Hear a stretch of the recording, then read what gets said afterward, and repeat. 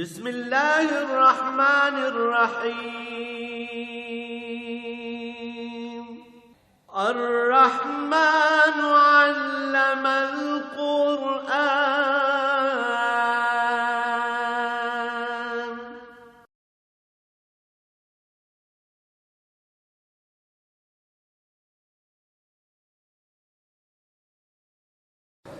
الحمد للہ رب العالمین والصلاة والسلام علی حبیبہ محمد وآلہ وصحبہ اجمعین. اعوذ باللہ من الشیطان الرجیم. بسم اللہ الرحمن الرحیم. وما هذه الحیاة الدنیا الا لعب ولعب وان الدار الآخرة لہی الحیوان لو کانوا یعلمون. فإذا ركبوا في الفلك دعوا الله مخلصين له الدين فلما نجاهم إلى البر إذا هم يشركون ليكفروا بما آتيناهم وليتمتعوا فسوف يعلمون. أولم يروا أنا حملنا جعلنا حرما آمنا ويتخطف الناس من حولهم أفبالباطل يؤمنون وبنعمة الله يكفرون. اللهم سبحانك لا علم لنا إلا ما علمتنا إنك أنت العليم الحكيم. رب اشرح لي صدري ويسر لي أمري واحلل عقدة من لساني يفقهوا قولي. رب زدني علما. مولاي صل وسلم دائما أبدا على حبيبك خير الخلق كلهم. وما هذه الحياة الدنيا، یہ دنیا کی زندگی کیا ہے، اس کی حقیقت کیا ہے، اس کا معال اور انجام کیا ہے. اگر اسے آخرت سے الگ کر کے دیکھا جائے، اخروی نتائج کو چھوڑ دیا جائے، مومن کو نتیجتاً کیا حاصل ہوگا، کافر کو کیا حاصل ہوگا، یہ باتیں الگ کر دی جائیں اور صرف دنیا کی زندگی کا تصور کیا جائے کہ بندے پیدا ہوتے ہیں مر جاتے ہیں، جیسا بعض فرقوں کا یا جنہیں دہریہ کہتے ہیں جو ذات باری کے وجود ہی کے منکر ہیں، ان کا خیال ہے کہ خود بندے پیدا ہوتے ہیں مر جاتے ہیں. تو پھر اس کا حاصل کیا ہوا؟ پیدا ہوئے، دولت کا مائی جوان ہوئے، گھر بنائے، محل بنائے، گاڑیاں خریدی، جہاز خریدے، عیش کی، کھایا پیا. موت آئی، سارا ختم ہو گیا، نہ گھر رہے، نہ مال رہا، نہ جان رہی، نہ وجود ہی باقی رہا. تو بچوں کے کھیل تماشا کیا ہوتا ہے؟ ایک چور بن جاتا ہے، دو سپاہی بن جاتے ہیں، ایک پتھر جوڑ کے تھانہ بنا لیتے ہیں، ایک محل بنا لیتے ہیں، ایک گلی سڑک بنا لیتے ہیں، یہ ٹریفک جا رہی ہے، وہاں لڑائی ہوگی. اور جب کھیل سے جی بھرتا ہے تو اسے توڑ تاڑ کے گھر چلے جاتے ہیں، اس کا کوئی نتیجہ نہیں ہوتا. اگر دنیا کی زندگی کو آخرت سے الگ کر کے دیکھا جائے تو پھر یہ دنیا کیا ہے؟ الا لہو ولعب، فضول کھیل تماشا جس کا کوئی نتیجہ نہیں ہے، جس کا کوئی حاصل نہیں ہے. تو پھر تو یہ ساری کارگاہ حیات ہی باطل ہو گئی. پھر اتنے نظام کی کیا ضرورت ہے؟ پھر یہ سورج، چاند، ستارے، یہ بارشیں، بادل، یہ سبزیاں، کھیت، یہ جانور، یہ اتنے سارے کا نتیجہ کیا ہے؟ آئے، کھایا پیا، مر گئے، ختم ہو گیا قصہ. تو پھر یہ تو ایک فضول لا حاصل بات ہے. اس زندگی کا حاصل تب بنتا ہے جب اسے آپ آخرت کے ساتھ جوڑتے ہیں. کوئی بادشاہ کہیں اس کی آنکھ کھل گئی تو اس نے دیکھا، اس کی جھروکے سے دور تک نظر آ رہا تھا کہ سڑک پر پتھر پڑے ہوئے تھے، یہ جو سڑکیں بنانے کے لیے ہوتے ہیں. تو کوئی غریب آدمی ان کے اوپر لیٹا ہوا سو رہا تھا. تو اس نے کہا کمال ہے، مجھے شاہی بستر پہ نیند نہیں آ رہی، میں کمرے میں گھوم رہا، اس میں فکرے کو دیکھو، پتھروں پہ پڑا سو رہا. وہ صبح پکڑا ہوا محل میں لایا گیا، دربار میں پیش ہوا، تم پتھروں پہ سو رہے تھے؟ جی میں سو رہا۔ اس نے کہا کمال ہے، تمہاری رات کیسے گزری؟ اس نے کہا بادشاہ سلامت، کچھ تو آپ جیسی گزر گئی اور باقی آپ سے بہت بہتر۔ اس نے کہا کمال ہے، تم پتھروں پہ لیٹے ہوئے تھے۔ اس نے کہا جی جب میں پتھروں پہ سو گیا، آپ شاہی محل میں سو گئے، نہ آپ کو شاہی محل کا احساس رہا نہ مجھے پتھروں کا، میں اور آپ برابر ہو گئے۔ سوئے ہوئے کو کوئی پتہ نہیں وہ کہاں سو رہا ہے، جب تک آنکھ نہیں کھلتی تو آپ اور میں ایک جیسے۔ جب میری آنکھ کھل جاتی تھی تو میں ذکر الہی کرتا تھا، آپ کی آنکھ کھل جاتی تو آپ دنیا کے بکھیڑے سوچتے تھے، میرا وہ وقت آپ سے بہت بہتر، میرا کچھ وقت آپ سے بہت اچھا گزرا، کچھ آپ جیسا گزرا۔ تو جب آخرت کو اس کے ساتھ لگایا جائے اور آخرت کے ساتھ دنیا کو لگا کر دیکھا جائے تو پھر پتہ چلتا ہے کہ ہاں یہ کتنی قیمتی زندگی ہے اور یہ ایک لمحہ کتنا قیمتی ہے اور اس کی کیا قیمت ہے۔ ایک ایک غلط قدم ہو سکتا ہے ہمیں جہنم میں گرا دے، ایک راست قدم ہو سکتا ہے اللہ کی بارگاہ میں سرخرو کر دے۔ تو دنیا کی زندگی کا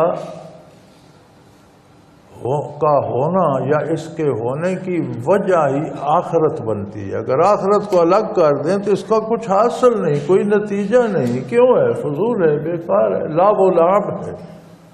لعب و لعب اس کھیل کو کہتے ہیں جس کا کچھ حاصل نہ ہو، جیسے بچے گلیوں میں کھیلتے کودتے ہیں، پھر ہر چیز توڑ تاڑ کر گھر چلے جاتے ہیں، نہ کوئی چور رہتا ہے، نہ سپاہی، نہ کوئی تھانہ، نہ کوئی کسی۔ تو فرمایا یہ تو وقت ضائع کرنے والی بات ہے۔ دنیا کی زندگی کو اگر آخرت سے الگ کر لیا جائے اس کی کوئی قیمت ہی نہیں رہتی۔ بچپن گزرا، لڑکپن کاٹا، سکول کالج گئے، جوانی آئی، بڑی موجیں کی، بوڑھے ہوئے، دھکے کھائے، مر گئے، قصہ ختم ہو گیا۔ کیا ہے اس کا؟ کیا حاصل کیا ہے؟ اس کی قیمت تب بنتی ہے جب اس کا ایک ایک قدم، اس کی ایک ایک سانس آخرت کے ساتھ جوڑی جائے۔ وَإِنَّ دَارَ الْآخِرَةَ لَهِيَ الْحَيْوَانُ، اصل حقیقی زندگی کا سبب اور وجہ یا زندگی کی حقیقت آخرت ہے۔ جب اس کے ساتھ آخرت کو جوڑا جاتا ہے تو پھر اس کے ایک ایک لمحے کی قیمت بن جاتی ہے، ایک ایک لمحے کی قدر ہوتی ہے۔ پھر پتہ چلتا ہے کہ یہ زندگی کتنی قیمتی ہے، اس میں ہم کیا کچھ نہیں پا سکتے۔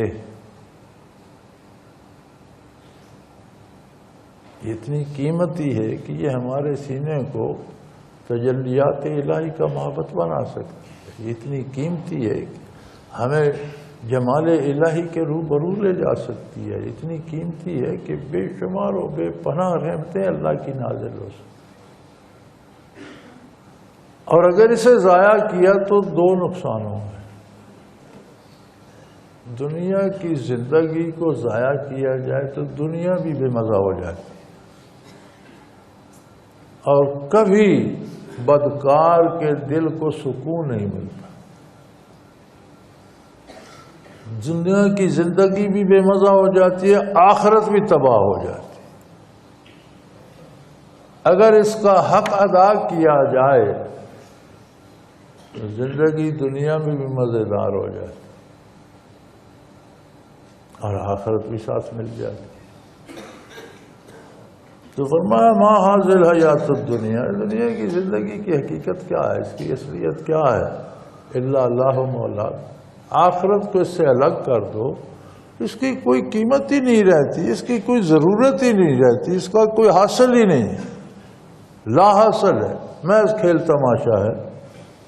جب اس کے ساتھ آپ آخرت کو دیکھتے ہیں اور آخرت کی تعمیر کا مدار اللہ نے اس دنیا پہ رکھ دیا ہے، نور ایمان اور عمل صالح سے آخرت تعمیر ہوتی ہے. اور مزے کی بات یہ ہے کہ دنیا کی راحتیں بھی اسی کے ساتھ. لو کانوا یعلمون، کیا ہی اچھا ہوتا کہ لوگ اس بات کو سمجھ لیتے. کتنی اچھی بات ہوتی، کتنا ہی خوب ہوتا کہ لوگوں کو اس بات کی سمجھ آ جاتی. یہاں خوب یاد آیا کل کے رکوع میں دارالکفر سے ہجرت کرنے کا حکم تھا کہ ایسی جگہ نہ رہو جہاں تم دین پر عمل نہیں کر سکتے. تو میں اس کا اصول بتانا کل بھول گیا تھا، وہ نوٹ فرما لیجئے. قاعدہ یہ ہے کہ کچھ لوگ ایسے ہوتے ہیں اگر وہ دارالکفر میں بھی جائیں تو وہاں لوگ ان سے متاثر ہوتے ہیں، وہ لوگوں سے متاثر نہیں ہوتے. وہ اپنے کردار سے، اپنی گفتار سے دین کے مبلغ بن جاتے ہیں، اور ان کو دیکھ کر کافر یا غیر مسلم جو ہیں وہ اسلام کی طرف مائل ہوتے ہیں، یہ کفر کی طرف نہیں جاتے. ایسے لوگوں کا دارالکفر میں جانا ضروری ہے، واجب ہے. ایسے لوگ جو وہاں جائیں تو وہاں بھی کسی کو اسلام کی طرف لا سکیں، مسلمان بنا سکیں، ان کی تہذیب میں نہ ڈوبیں بلکہ اپنی اسلامی تہذیب ان کو اس میں لا سکیں، دوسروں کو متاثر کر سکتے ہیں، ان سے متاثر نہ ہوں. علماء حضرات، صاحب کردار لوگ، ان کا جانا ضروری ہے. کچھ لوگ ایسے ہوتے ہیں جو کسی کو متاثر کرنے کی اہلیت نہیں رکھتے لیکن اپنی حفاظت کرتے ہیں، ان سے متاثر نہیں ہوتے. یہ دوسرے درجے کے لوگ ہیں جو ان سے متاثر نہیں ہوتے لیکن کسی کو متاثر کر بھی نہیں سکتے. ان کے لیے وہاں رہنے کی اجازت ہے.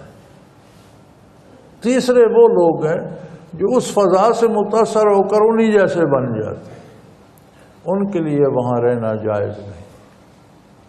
یہ تین طرح کے لوگ ہیں جو دارالکفر میں رہیں تو کافروں کو متاثر کرتے ہیں، ان کے لیے وہاں جانا ضروری ہے، دین پہنچانا چاہیے.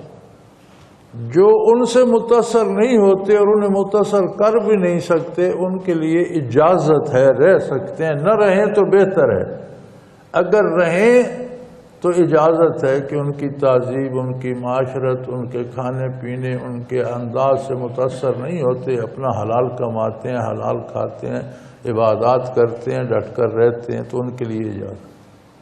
تیسرے وہ لوگ ہیں جو ماحول سے متاثر ہو کر اسی میں ڈھل جاتے ہیں، ان کے لیے وہاں رہنا حرام ہے اور ان کے لیے وہاں سے ہجرت واجب. یہ پچھلے رکوع میں سے یہ بات رہ گئی تھی، اس کے ساتھ اسے لگا لی. فَإِذَا رَكِبُوا فِي الْفُلْكِ دَعَوُا اللَّهَ مُخْلَصِينَ لَهُ الدِّينَ. تجارتی سفر کرتے ہیں یہ لوگ، بڑی بڑی کشتیوں میں سمندروں کے راستے سے بھی بحری سفر بھی کرتے ہیں. تو جب وہ کشتی طوفان میں گر جائے، سمندری لہریں بفر جائیں اور انہیں سمجھ آ جائے کہ ہر طرف موت ہی موت ہے، پھر انہیں کوئی بت وغیرہ یاد نہیں رہتا، کوئی مفروضہ یاد نہیں، پھر سیدھے اللہ کو یاد کرتے ہیں کہ اللہ ہی بچا سکتا. دعوا اللہ مخلصین لہ الدین، بالکل خالص کھڑے ہو کر اللہ ہم تیرے ہی بندے ہیں، تو ہی ہمیں بچا سکتا ہے، تو ہی ہماری مدد کر سکتا ہے. فلما نجاہم، ہم جب انہیں اس سے نجات دے دیتے ہیں، طوفان روک دیتے ہیں، ان کی کشتی سنبھل جاتی ہے، آرام سے کنارے پہنچ جاتے ہیں. جب خشکی پر پہنچتے اذا ہم یشرکون، پھر شرک کرنا شروع کر دیتے. پھر وہاں پہنچ کر کہتے ہیں یہ فلاں بت کی برکت ہے اور یہ فلاں وجہ سے ہو گیا اور یہ فلاں ہو گیا. عجیب لوگوں کا مزاج ہے کہ جب مصیبت آتی ہے اور اتنی مصیبت آتی ہے کہ موت دکھائی دینے لگتی ہے تو ہر کوئی اللہ ہی کو پکارتا. یہ صرف کشتی پہ منحصر نہیں ہوتا. ایک واقعہ قرآن کریم نے بتا دیا کہ ایسا حال جہاں کوئی مدد پہنچنے کی امید نہ ہو، تاریکی چھا جائے، لہریں بپھر جائیں، کشتی ڈول رہی ہو، تو پھر بڑے خلوص سے اللہ کو کہ اب اللہ ہی مدد کر سکتا. یہ ہمارے ساتھ زندگی میں بھی ہوتا ہے. شدید امراض میں گھر جاتے ہیں، پریشانیاں ہوتی ہیں، مصیبتوں میں پھنس جاتے ہیں، تو پھر بڑے خلوص سے اللہ کو پکار. جب مصیبت ٹل جاتی ہے تو پھر کہتے ہیں میرے فلاں بھائی نے مدد کی تھی، میرے فلاں پیر نے مدد کی تھی، میں نے فلاں عقل مندی کی تو میں بچ گیا. پھر اللہ نہیں یاد آتا. اللہ فرماتے ہیں تم کیا لوگ ہو، تمہارا کیا مزاج ہے.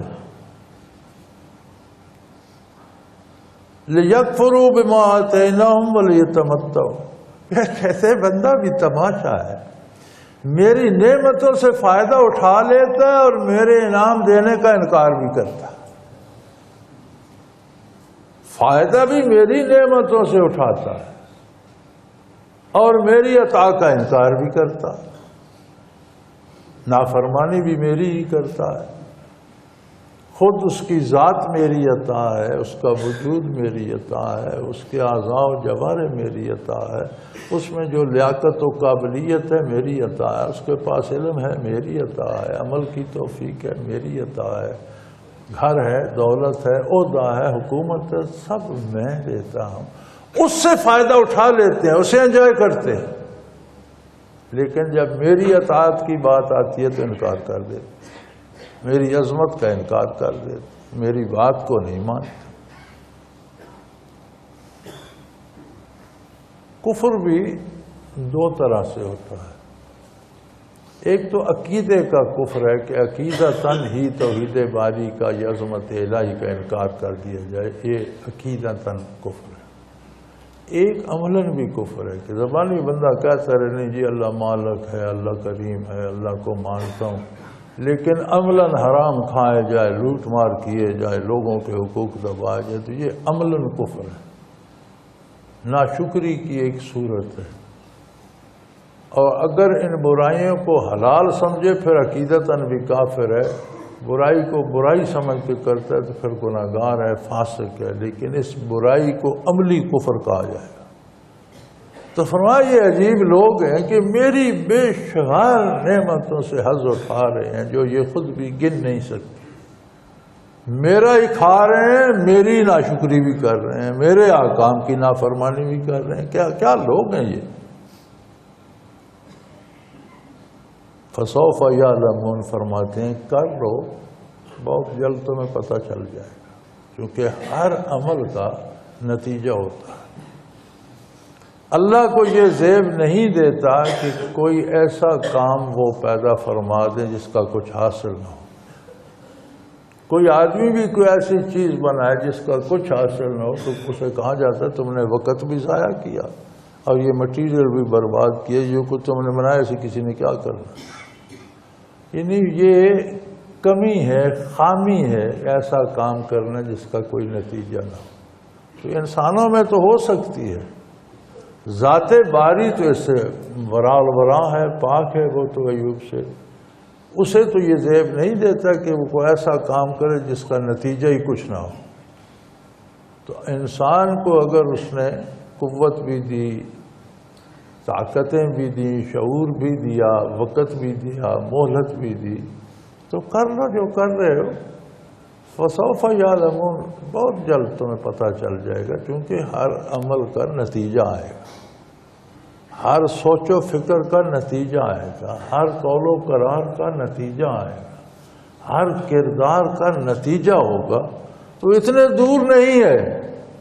زندگی کی گنتی کی سانسیں تمہارے اور اس کے درمیان ہیں، یہ ختم ہوں گی، موت آئے گی تو ہر چیز کھل جائے گی.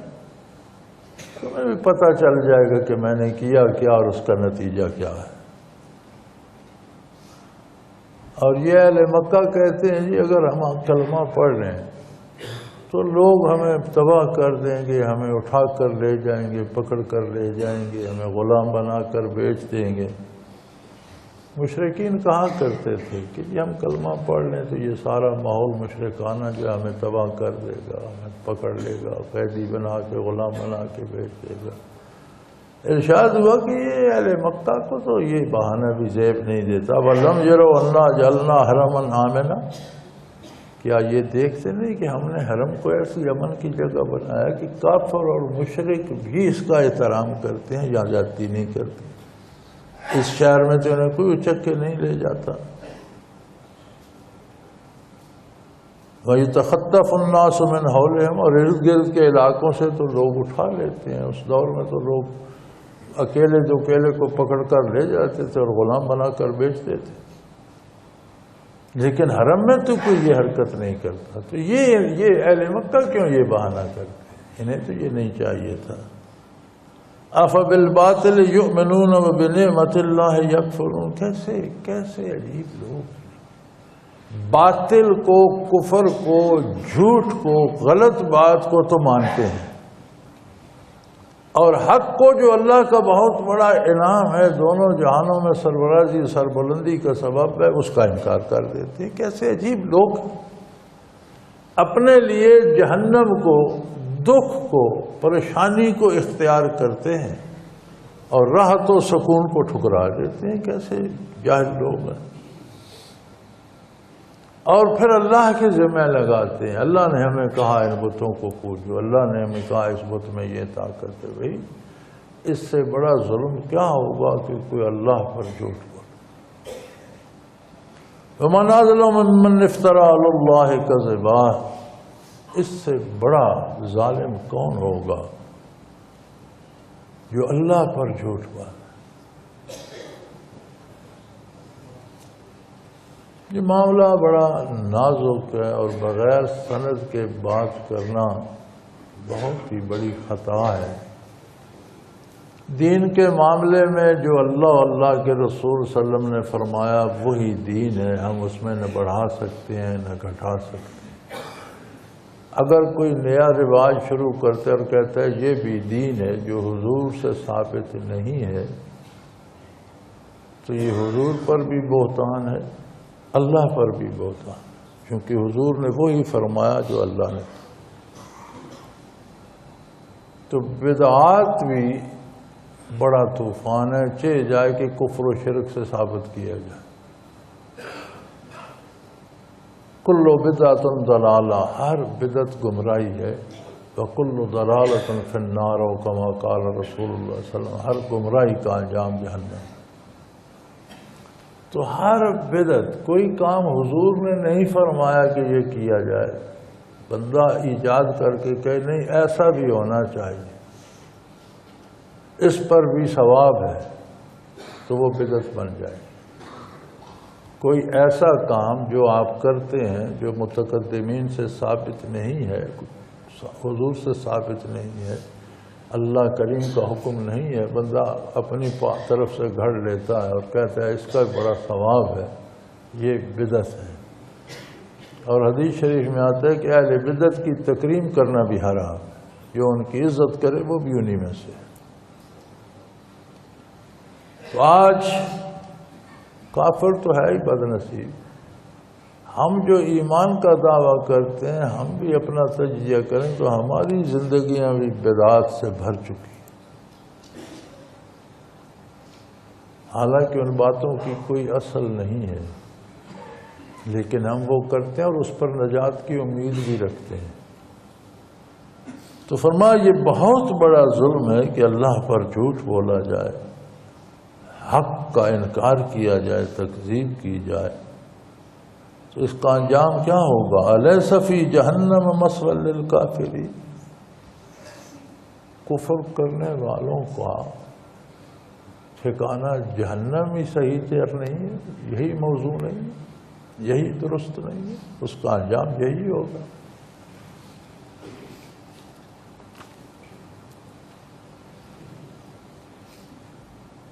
والذین جاہدوا فینا لنہدینہم سبلنا. بھائی زمانے کی مشکلات ہیں، حالات ایسے ہیں، ہم دین پر عمل نہیں کر سکتے، کریں گے تو مارے جائیں گے. تو فرمایا کیا نہیں کرو گے تو نہیں مرو گے؟ اگر دین چھوڑ دو گے تو بھی مرو گے. دین پر جم کر کھڑے رہو گے، مرو گے تو شہید ہو جاؤ گے، تمہیں تو فتح ہو جائے گی، تم تو کامیاب ہو جاؤ گے، جیت جاؤ گے۔ تو فرمایا جو میری راہ میں جہاد کرتے ہیں، یعنی ڈٹ جاتے ہیں کہ ہم دین پر رہیں گے، بھوک آئے، پیاس آئے، بیماری آئے، صحت آئے، جیل کاٹنی پڑے، گولی کھانی پڑے، رہیں گے دین پر، یا اللہ کی راہ میں جہاد پہ نکلتے ہیں اور دین کے لیے جنگ کرتے ہیں، مارے جاتے ہیں۔ بلا تقولوا لمن يقتل في سبيل الله، مرتے نہیں ہیں وہ، موت پر بھی فتح پا لیتے، ہمیشہ زندہ رہے۔ تو جو اللہ کی راہ میں جہاد کرتا ہے، یہ جہاد بالسیف بھی ہو گیا جو جنگ ہوتی ہے، جو مجاہدہ اپنے نفس کے ساتھ کرتا ہے، کبھی بھوک آ جاتی ہے، کبھی بیماری آ جاتی ہے، کبھی مار کھانا پڑتی ہے، کافر یا بدکار حکمران ہیں ان کی سختیاں سہنا پر، یہ بھی جہاد ہے، یہ مجاہدہ ہے جو اپنی ذات کے ساتھ کیا جاتا ہے۔ تو فرمایا جیتتا مجاہدی ہے، کامیاب وہی ہوتا ہے جو اپنے دین پہ جم جاتا ہے اور کسی لالچ کسی خوف سے دین کو نہیں چھوڑتا، وہ مجاہد ہے۔ لَنَهْدِيَنَّهُمْ سُبُلَنَا، ہم ان کو اپنے راستے دکھا دیتے۔ جہاد پہ اگر شہید ہو گیا تو جنت کا راستہ پا گیا، فتح مند ہوا تو یہ کامیابی بھی مل گئی، آخرت میں بھی غازی کہلایا، دونوں جہاں کی کامیابی مل گئی۔ اگر وہ مجاہد جہاد نہیں کرتا تو کیا موت آنی نہیں ہے؟ مرے گا تو گھر میں، موت نے تو ایک دن آنا ہے۔ اگر برائی کر کے یا ناشکری کر کے یا کفر کر کے زندگی ہمیشہ کے لیے ہو جائے گی؟ کبھی نہیں، موت نے وہاں بھی آنا ہے، موت نے یہاں کی موت حیات سے خوشتر ہے۔ پھر جو نفس کے ساتھ مجاہدہ کرتے ہیں، گناہ کی طرف نہیں جاتے، اللہ کی رضا کو پانا چاہتے ہیں، ہم ان کے لیے راستے کھول دیتے ہیں۔ مفسرین کرام فرماتے ہیں کہ کسی کے دل میں یہ جذبہ ایمانی آ جائے اور وہ چاہے کہ میں اللہ کی رضا چاہوں، اس کے لیے کوشش کرے تو اللہ کریم اسے ایسے بندوں سے ملا دیتے ہیں جو اس کی رہنمائی کرتے ہیں، ایسی مجالس میں اسے پہنچا دیتے ہیں جہاں اسے اللہ اللہ سکھائی جائے۔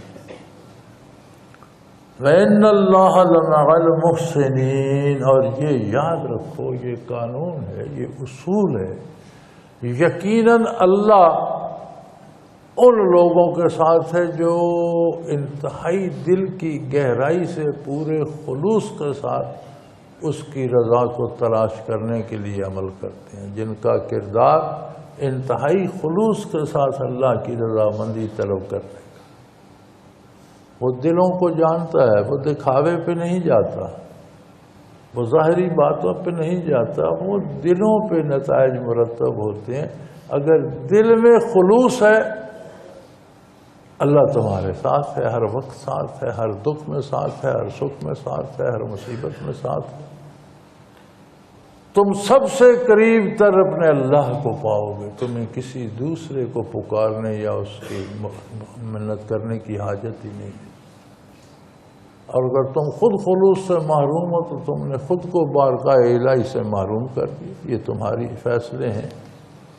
اور یقیناً انا کے ساتھ تاکید کر کے فرمایا کہ اللہ یقیناً بے شک ان لوگوں کے ساتھ ہے جو خلوص سے اس کی رضا کے طالب ہوتے ہیں، جو دل کی گہرائیوں سے اللہ کی رضا کے لیے عمل کرتے ہیں۔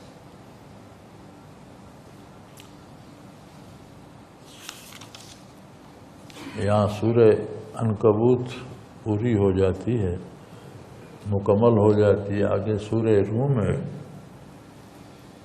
بسم اللہ الرحمن الرحیم، الف لام میم، غلبت الروم فی ادنی الارض وهم من بعد غلبهم سیغلبون۔ فرمایا اہل روم مغلوب ہو گئے، مفتوح ہو گئے،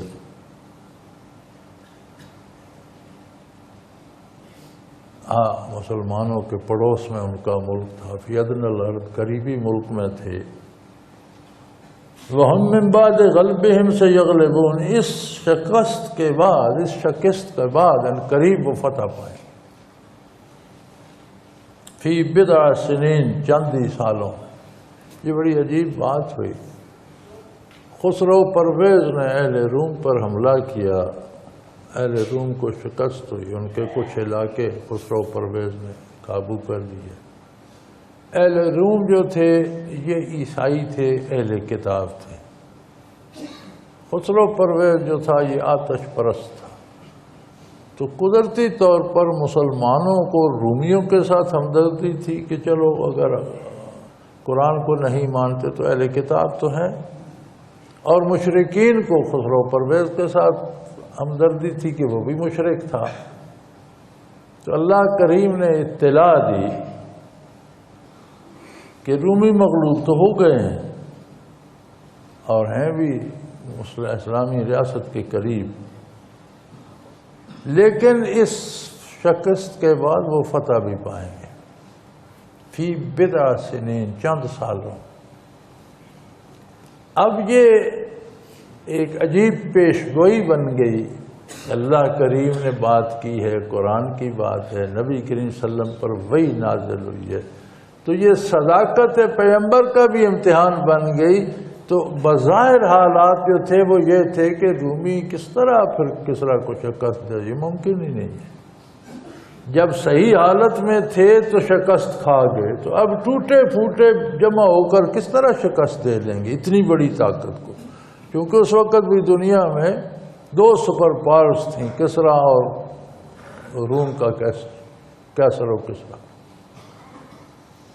عربی میں عجیب قاعدہ ہے، واحد تو ایک ہے، دو کو جمع نہیں کہتے عربی میں، دو کو تثنیہ کہتے، واحد تثنیہ پھر جمع، تین ہو گئے تو جمع، پھر جمع کی دو قسمیں آگئے، جمع قلت اور جمع کثرت۔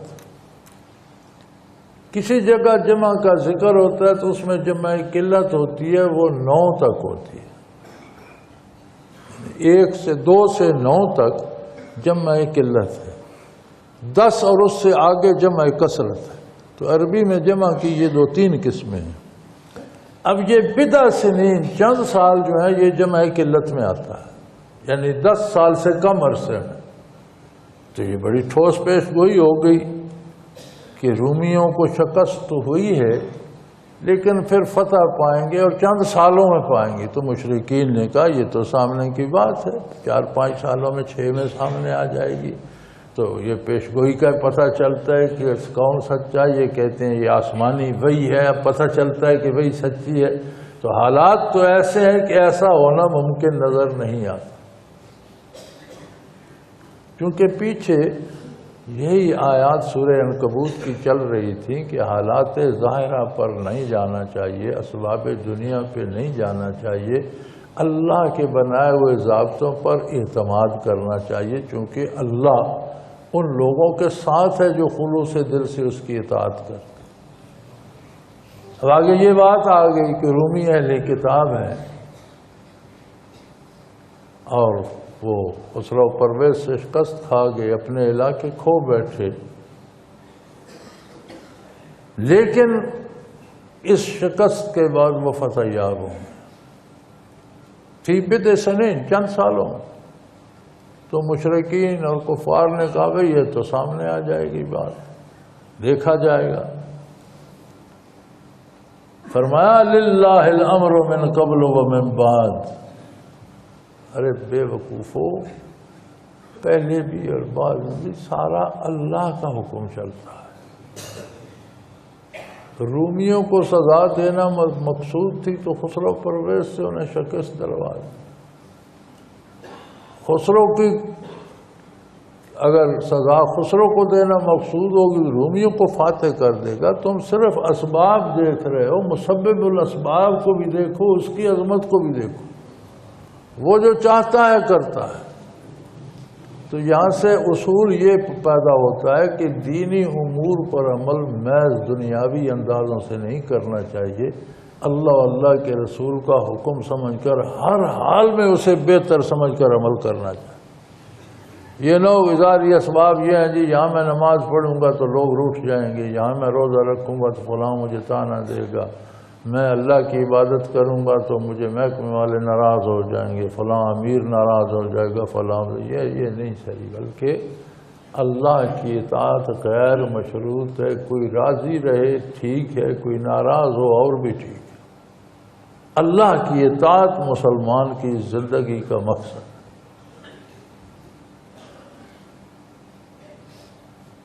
اور فرمایا وَيَوْمَئِذٍ يَفْرَحُ الْمُؤْمِنُونَ، جب فتح ہوگی نا رومیوں کو تو انشاءاللہ مسلمانوں کو بھی بہت مسرت ہوگی کہ نبی کریم صلی اللہ علیہ وسلم کی پیشگوئی پوری ہوگی، وہی الہی کی صداقت ظاہر ہوگی۔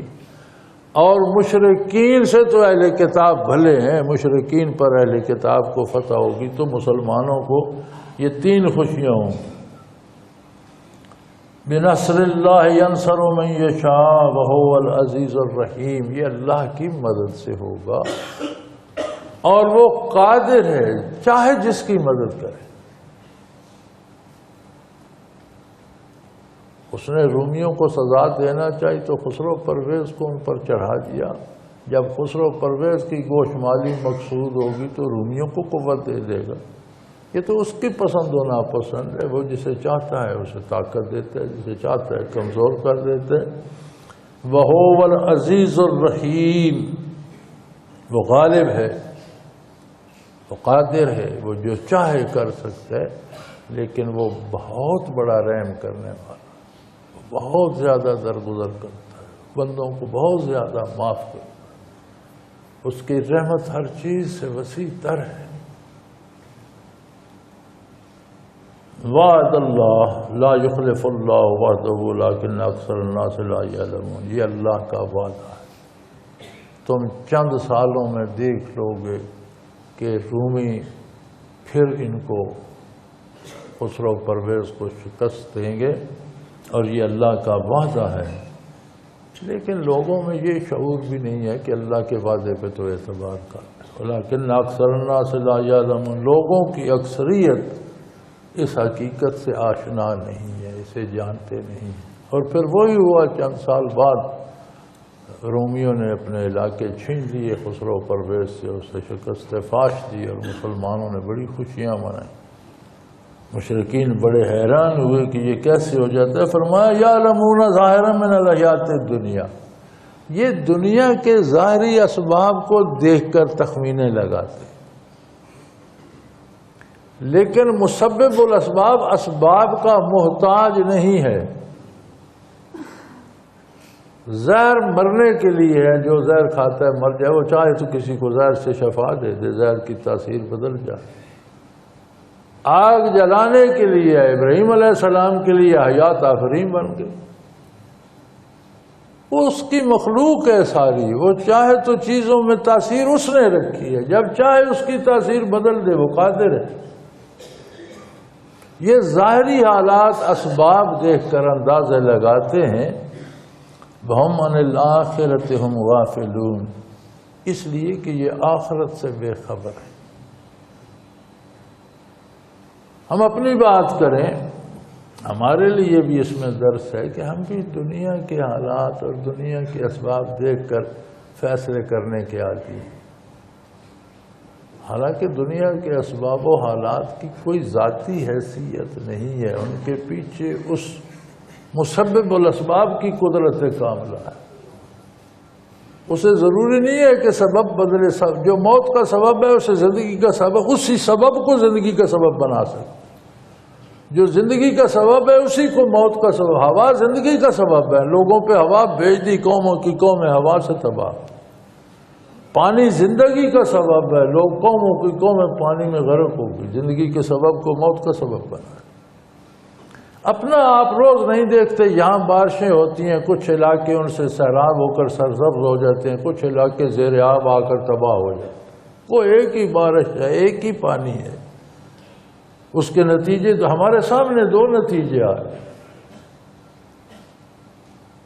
تو فرمایا ہم من الآخرۃ غافلون، انہیں آخرت کا اور نتائج کا علم نہیں، ادھر سے غافل ہے، ادھر ان کی توجہ ہی نہیں، ادھر کا سوچتے ہی نہیں۔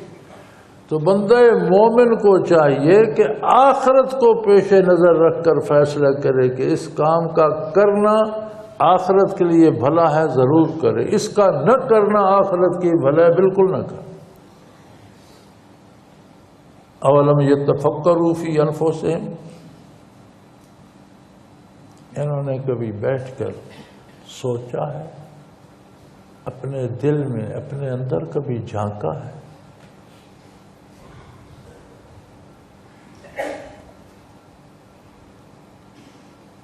ما خلق اللہ السماوات والارض وما بینہما الا بالحق واجل مسمى، کبھی بیٹھ کر سوچا ہے کہ اتنی وسیع کائنات جو اللہ کریم نے بنائی ہے، اس میں تخلیق کا عمل رکا تو نہیں، پہلے دن سے آج تک اور جب تک یہ دنیا قائم ہے مسلسل تخلیق کا عمل جاری ہے، مسلسل۔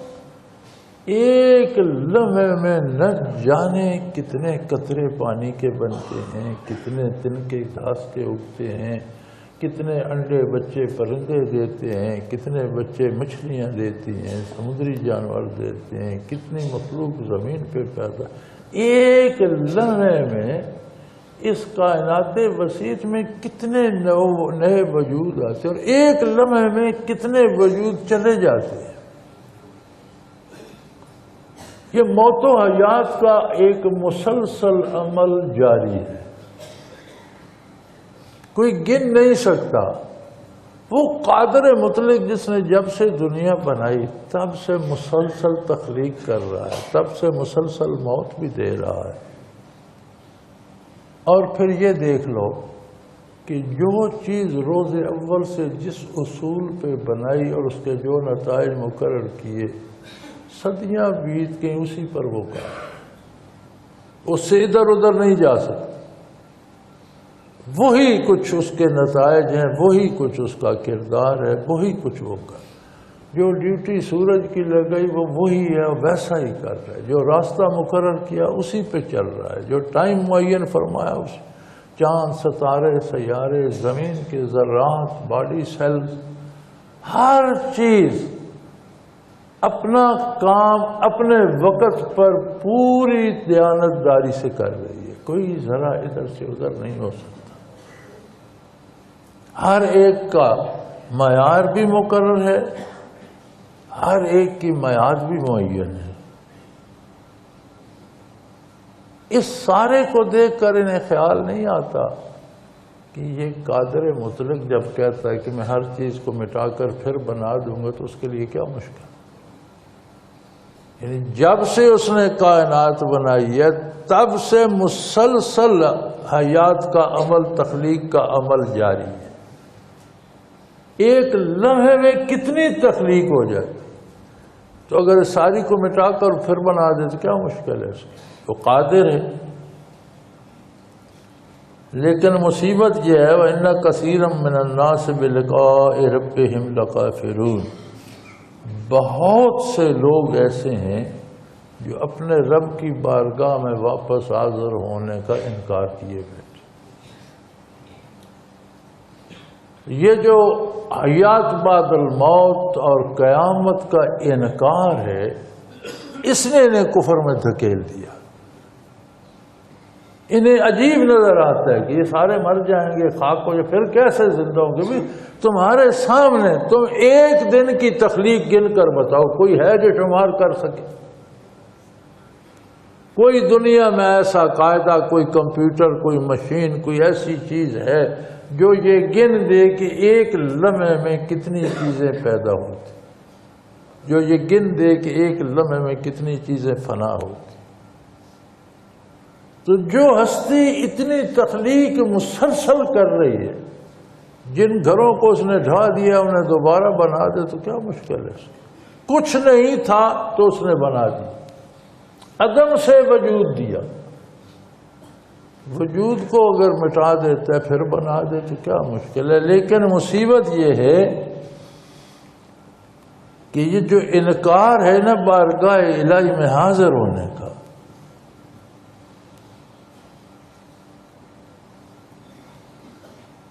کہ آدمی کا دل چاہتا ہے، خواہش ہوتی ہے، بندہ جب چوریاں کرتا ہے، برائی کرتا ہے، تو اس کی انتہائی خواہش ہوتی ہے کہ کبھی پولیس سے سامنا نہ ہو، کبھی عدالت نہ جانا پڑے، کبھی حکومت کو خبر نہ ہو۔ یہ لوگ جب برائی میں دھس جاتے ہیں تو ان کی خواہش بن جاتی ہے کہ یار قیامت ہوئی، اس کا انکار کر، کوئی قیامت نہیں، کیونکہ انہیں خطرہ ہم اگر وہاں گئے تو مارے جائیں گے، بھی جانا تو تمہیں پڑے گا، تمہارے انکار سے تو وہ ختم نہیں ہوتے۔ تو جب قیامت کا انکار کر بیٹھتے ہیں، اللہ کی بارگاہ میں حاضری کا انکار کر بیٹھتے ہیں، تو پھر اور تو کوئی رکاوٹ ہے نہیں، پھر سے صریح کفر میں دوڑتے ہیں، کفر میں پھنس جاتے ہیں۔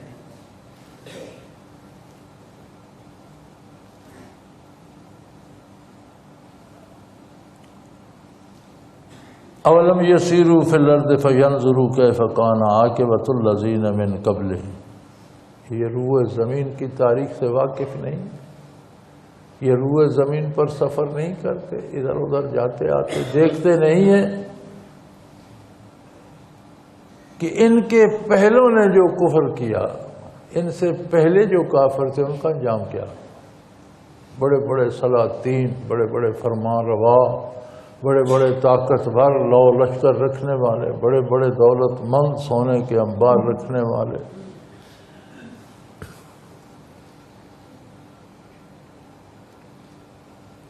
وہ شداد سے علماء نے کہا کہ بھی اللہ کی اطاعت کرو، اطاعت میں جنت ملے گی۔ جنت میں کیا ہوگا؟ اس کی زمین مشک و عنبر کی ہوگی، اس میں سونے چاندی کے مکان ہوں گے، اس کے درختوں کے تنے شاخیں سونے چاندی کی ہوں گی، ہیرو جواہرات کے پھول پھل لگیں گے، دودھ کی نہریں ہوں گی، شہد کی نہر۔ تو اس نے کہا اس کے لیے قیامت کی کیا ضرورت ہے، میں خود بنا سکتا ہوں۔ اور واقعی اس نے بنوائی۔ اس نے کہا بھی اگر سونے چاندی کے مکان بنانے ہیں، زر و جواہر کے پتھر وہاں گرانے ہیں، درخت سو، تو یہ میں خود بنوا سکتا ہوں۔ اس نے بنوائی، پورا ایک جنت کے نام پر پوری بہت سی جگہ گھیر کر، جس کی دیواریں بھی سونے چاندی کی، اور مکان بھی، اور زر و جواہرات بھی، اور دودھ شہد کی نہریں بھی۔ جب مکمل ہو گئی، دیکھنے کے لیے گیا تو دروازے کے اندر تھا، گھوڑے پر بیٹھا تھا، ابھی دروازے سے اندر داخل ہونے لگا تو ملک الموت نے روح قبض کر، اللہ نے وہ جنت بھی کہیں غائب کر دی۔ پھر اس کے بعد کسی نے دیکھی نہیں ہے، تاریخ میں اس کا کوئی نشان نہیں ملتا۔ کتابوں میں ملتا ہے فلاں علاقے میں تھی، فلاں جگہ تھی، وہ تھی، لیکن وہ کسی نے اس کے بعد دیکھی نہیں ہے۔ اس وقت کی ملتی ہے، سب نے دیکھی، لوگوں نے ہاتھوں سے بنائی، کاریگروں نے بنائی، لیکن جب مرا تو ایک واقعہ ملتا ہے کہ ملک الموت سے رب کریم نے کبھی دریافت فرمایا کہ میں پوری دنیا کی ساری مخلوق کی روحیں قبض کرتی ہو، کبھی تمہیں بھی کسی پر ایسا احساس ہوا ہے کہ یہ اس کی روح قبض نہ ہوتی، اسے مہلت مل جاتی؟ اس نے اس کی بارے لایا 2 دفعہ۔ ایک دفعہ ایک جہاز طوفان میں پھنس کر تباہ ہو گیا، ٹکڑے ٹکڑے الگ ہو گئے، ایک تختے پر ایک عورت رہ گئی، اور وہ حاملہ تھی، اس کی اولاد ہونے والی تھی، وہیں اسے درد ذیل ہوا اور اس کے بچہ پیدا ہوا۔ وہ جب بچہ پیدا ہوا تو مجھے حکم ملا کہ اس عورت کی روح قبض کر۔ اس دن میں لرز گیا، لیکن تعمیل ارشاد تھی۔ پھر جس دن شداد برسوں محنت کے بعد، ساری دولت لگانے کے بعد مجھے حکم ہوا کہ دروازے میں اس کی روح کو، تو میں بڑا حیران ہوا، اسے ایک نظر دیکھ تو لینے دے۔ فرمایا عزرائیل یہ وہی بچہ تھا جو تختے پر رہ گیا، میں نے اسے پالا، میں نے اسے شاہی محلوں میں پہنچایا، پھر میں نے اسے بادشاہ بنایا، پھر یہ میرے مقابلے میں آ گیا۔ اس نے کہا میں خود جنت بناؤں گا، لوگوں سے سجدے کرواتا تھا، پوجا کرواتا تھا، تو میں نے اس کا علاج کیا، اس کی حسرت دل ہی میں رہے گی یہ جنت دیکھ نہ سکتا۔ تو وہ قادر ہے، ایسے اسباب بنا دیتے ہیں۔ اس بچے کو تختے نے کنارے پہ پھینک دیا، اللہ کریم نے جانوروں کو ہرنیاں آ جاتی تھیں، ان کا دودھ پیتا رہتا تھا، وہ ہرنوں کے دودھ پہ پلا تو پھر بڑا دوڑتا تھا، جب ذرا بڑا ہوا ادھر ادھر جب لوگوں سے ملا تو وہ بہت تیز دوڑتا تھا۔ بادشاہ کو شکار کا شوق تھا، کتوں سے شکار کیا کرتا تھا، اسے پتہ چلا کوئی لڑکا اتنا تیز دوڑتا ہے، اس نے پال لیا، وہ دوڑ کر ہرن پکڑ دیتا تھا اس کو، یوں بادشاہ کا مقرب بنا۔ پھر رفتہ رفتہ وہ حکومت ہی اس کے پاس آ گئی۔ جب بادشاہ بنا تو خدائی کا دعویٰ کر بیٹھا، سجدے خود کو کرواتا تھا، روئے زمین سے دولت چھین چھین کر جمع کی، پھر جنت بنانے پہ تیار ہو گیا۔ پھر اس بے نیاز نے کہا بن تو گئی ہے تو نہیں دیکھ۔ تو فرمایا صرف اسباب کو نہ دیکھو، ان کے پیچھے کون ہے یہ بھی تو خیال کرو۔ اور جو لوگ انکار کرتے ہو ذرا یہ دیکھو تم سے پہلے انکار کرنے والوں کا کیا حشر ہوا۔ کانوا اشد منہم قوۃ، تم سے تو بڑے طاقتور تھے، بڑے بڑے حکمران تھے، بڑے بڑے لشکر تھے ان کے پاس، بڑی بڑی فوجیں تھیں۔ فرعون کو ساری فوج سمیت ایک آن میں سمندر میں غرق کر دیا، کتنی دیر لگی۔ وَآثَارُوا الْأَرْضَ وَعَمَرُوهَا، انہوں نے بھی زمین کو بڑا جوتا اور بڑا استعمال کیا اور زمین سے بڑے فائدے اٹھائے اور بڑا عرصہ اسے آباد رکھا، اور پھر شہر بنائے اور حکومتیں بنائیں اور سلطنتیں بنائیں۔ مما عمروہا، جس طرح چاہا اس طرح اسے بسایا۔ وجاءتہم رسلہم بالبینات، ہم نے ان کو بھی معروم نہیں رکھا، واضح دلائل دے کر اپنے رسول اپنے انبیاء ان کے پاس بھی بھیجے۔ فما کان اللہ لیظلمہم ولیکن کانوا انفسہم یظلمون، اللہ کو تو زیب نہیں دیتا ان پر زیادتی کرتے، انہوں نے نافرمانیاں کر کر کے اپنے اوپر ظلم کیا، پھر ان کا انجام دیکھو کیا ہوا، کس طرح تباہ ہوئے، کس طرح مٹ گئے، کس طرح دنیا سے ذلیل و رسوا ہو کر چلے گئے۔ اور پھر یہ یہاں بات ختم ہو جاتی تو بھی بات تھی، اب آخرت کی رسوائی گلے پڑ گئی۔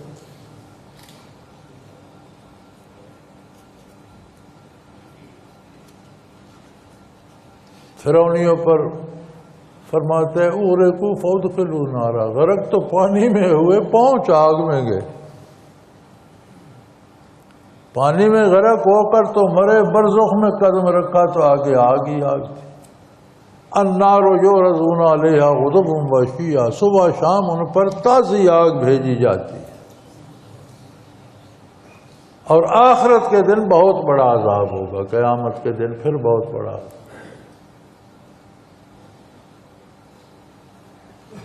یقدم قومہ واوردہم النار، قوم کے آگے آگے ہوگا، فرعون لیڈ کر رہا ہوگا، اس سے توقعات رکھنے والے پیروکار ساتھ ہوں گے، سیدھا لے کر جہنم میں جا گھسے۔ ثم کان عاقبۃ الذین اساءوا السوء ان کذبوا بآیات اللہ وکانوا بہا یستہزئون۔ اور پھر دیکھ لو ایسے لوگوں کا انجام کتنا دردناک، کتنا برا ہوا۔ بات یہ تھی کہ وہ اللہ کی آیات کا انکار بھی کرتے تھے اور مذاق بھی اڑاتے تھے، کہتے تھے دیکھیں جی یہ داڑھیوں والے بھی جانتے ہیں ہم نمازیوں کو، اتنا تو مسلمان بھی کر رہے تھے۔ دین کا، دینداروں کا، دینی کردار کا صرف انکار نہیں کرتے تھے، مذاق اڑاتے تھے۔ چنانچہ انہوں نے اپنا انجام دیکھ لیا، اپنے نتیجے کو پہنچ گئے۔ وآخر دعوانا ان الحمد للہ رب العالمین۔ رمضان المبارک کا آخری جمعۃ الوداع ہے۔ اللہ کریم سب کی محنت قبول فرمائے، دنیا میں بھی عافیت سے نوازے اور آخرت میں بھی اپنی رحمت کے زیر سایہ رکھے۔ زندگی دے تو رمضان کو زندگی میں جاری و ساری رکھے۔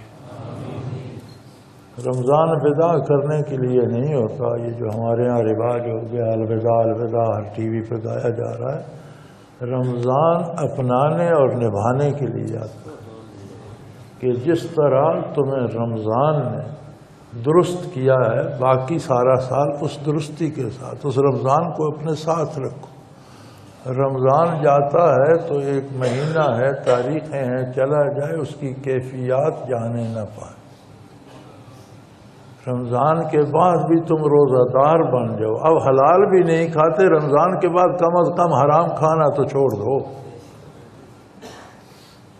اب نوافل اور زائد عبادتیں کرتے ہو، تلاوت زیادہ کرتے ہو، زیادہ نہ صحیح تو غیر رمضان میں فرائض تو ادا کرو، تلاوت کو روزانہ تو کر لو۔ اب تسبیحات بہت پڑھتے ہو، معتکف ہو، رات دن لگے وہ ذکر اذکار پر، لیکن باقی دنوں کو بھی ذکر سے خالی تو نہ کرو، اب اس کو عادت بنا لو۔ ایک مہینہ صبح شام رات دن جس پابندی سے آپ لوگوں کو رمضان نے اور اعتکاف نے گزارا، اسے اب اپنا لو۔ اب یہ نہ کہو جی الوداع رمضان جاؤ اور اپنے بھنگ بھوسڑے بھی اٹھا کر لے جاؤ اور اپنی یہ عبادتیں ساتھ لے جاؤ، ہم فارغ ہو گئے، یہ نہیں ہے۔ رمضان الوداع نہیں ہوتا، رمضان دنوں اور تاریخوں اور مہینوں کا نام ہے، وہ چلی جاتی ہیں، کیفیات روح کا حصہ بن جاتی ہیں۔ اگلے سال ان پر نئی منزل تعمیر ہوتی ہے، اس پر نیا رنگ چڑھایا جاتا ہے۔ یہ نہیں کہ سال تک خالی ہو کے بیٹھ جاؤ، پھر شروع سے شروع کوئی ایک مکان بناتا ہے، پھر بنانے کے بعد اسے گرا دے، اگلے سال وہ مہینہ آئے تو پھر شروع کر دے، یہ نہیں، اگلے سال اس پر اگلی منزل پر۔ یہی جنت کے بالا خانے ہیں جو رب کریم فرماتا ہے نا کہ میں ان کو جنت کے بالا خانوں میں، چبانوں میں، ملٹی سٹوری بلڈنگ میں رکھوں گا، وہ یہی بنتی ہے۔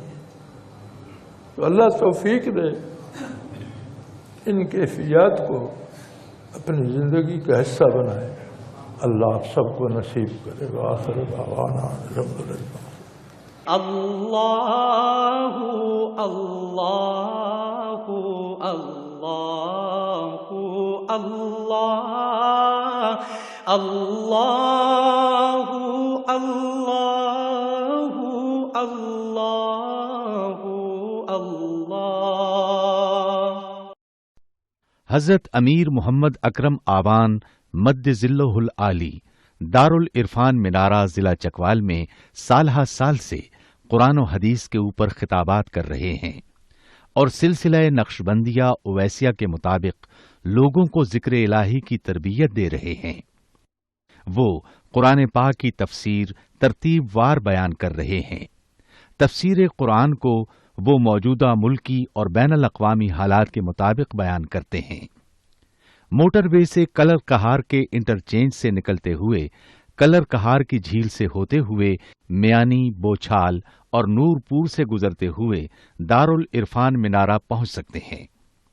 حضرت امیر محمد اکرم آوان نے بچیوں اور بچوں کی دینی اور دنیاوی تعلیم کے لیے سقارہ اکیڈمی کے نام سے ایک درسگاہ بھی قائم کی ہے، جس کا افتتاح ملک پاکستان کے صدر جنرل محمد ضیاء الحق نے اپنے دست مبارک سے کیا تھا۔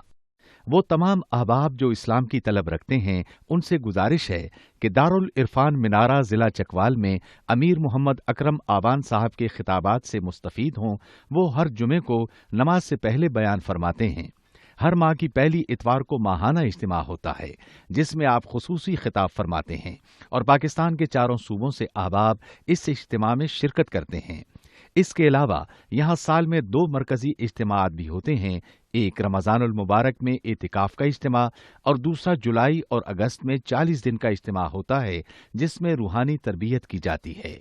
اپنا خون سیماب دے کر اتنا ہم کر جائیں گے، نام آقا کا چمن میں پھر رقم کر جائیں گے۔